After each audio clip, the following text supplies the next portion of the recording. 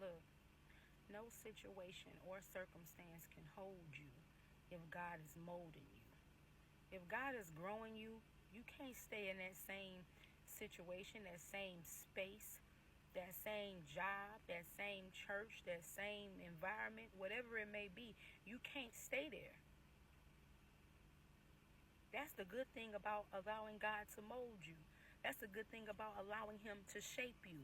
That's the good thing about surrender and allowing Him to put you on His potter's wheel. That's the good thing about that, because you cannot stay in that box that people try to put you in. You cannot remain underestimated. You just can't. So allow God to change you. But see, the thing about us, no, I'm going to say the thing about me. I try to control everything. I was trying to control everything instead of letting God go ahead and handle that thing up, because I don't know my own way. It's in the Word. I got it in Jeremiah 10:3. I got it in Proverbs 16:1. I got it in Proverbs 20:24. And I made it personal. Okay? Lord, I know my life is not my own. It is not for me to direct my own steps. To me belongs the plans of the heart, but from the Lord comes the proper answer of the tongue. My steps are directed by the Lord. How then can I understand my own way?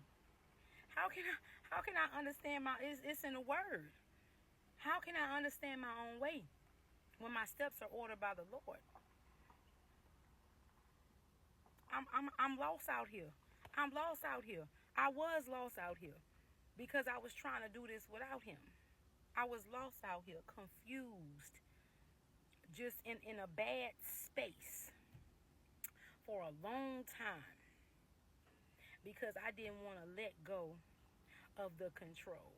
But see, when you allow God to grow you, when you allow God to heal you, you cannot stay in that same situation, circumstance, mental capacity, emotional. You can't stay there. You can't.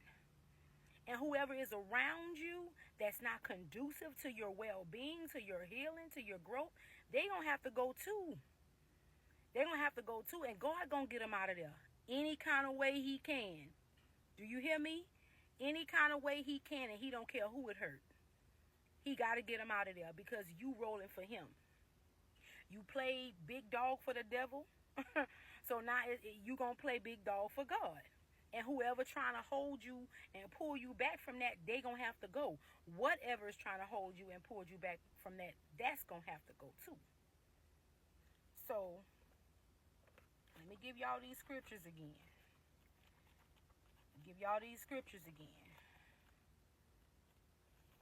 Because it blessed me to know that, look, I make so many mistakes. I don't want to direct my own steps no more. I don't want to do that no more. So Jeremiah 10:23 say, Lord, I know that people's lives are not their own. It is not for them to direct their steps.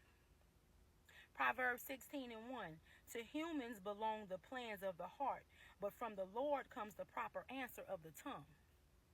Proverbs 20:24, a person's steps are directed by the Lord. How then can anyone understand their own way? I'm just going to speak for myself, baby. Look, I ain't know what was going on. I didn't. It took accountability for me to, baby, you messing up your own life. You doing that to yourself. Everything, you've been manifesting things since you was a baby. But just because you manifesting stuff don't mean that it's good. We manifest stuff all the time. We're just not aware of it. But see, when you let God do what He gonna do, that's all I'm gonna say. Baby. Okay? And I just wanted to give y'all that message. I love y'all. And just let God. Let Him. Let Him do it. We're not perfect. And that's not no excuse. But it's not an excuse. It's true. We're not perfect. Our heart is deceitful above all things. God tells us none of us is good.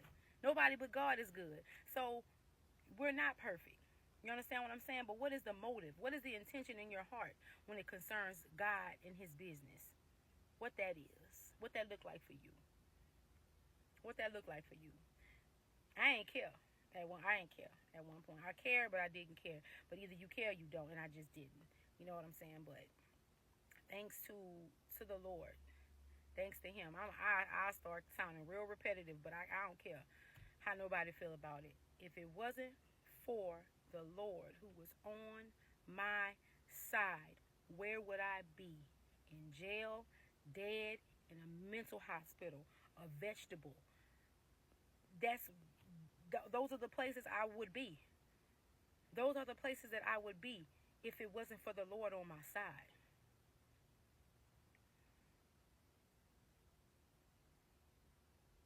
My. I love y'all.